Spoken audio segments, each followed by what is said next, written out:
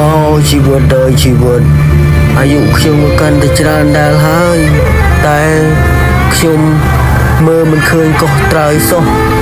ជីវិតអើយជីវិតខ្ញុំក៏សែនពិបាកអ្វីម្លេះក៏វេទនាខំពុះពៀគ្រប់ឧបសគ្គដើម្បីចង់មានចង់បានដូចគេតែមិនដឹងថ្ងៃណាឡើយយប់ឡើងខ្ញុំដេកមិនលូចេះតែគិតពីនេះពីនោះនឹងរឿងជីវិតធ្វើឲ្យខ្ញុំគិតពីជីវិតខ្លួនឯងអាយុក៏កាន់តែច្រើនរស់គ្មានក៏ប្រា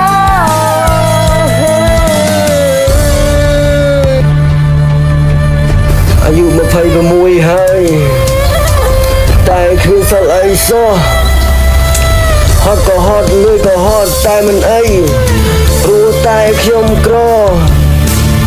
បើខ្ញុំមិនស៊ូតើបានអីស៊ីកាន់តែធំខ្ញុំកាន់តែដឹងថា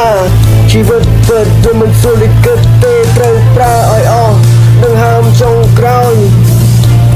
គ្មានផ្លូវទៅទៀតឡើយគ្មានផ្លូវទៅទៀតទេគ្មានកោះត្រើយជីវិតគ្មានកោះត្រើយ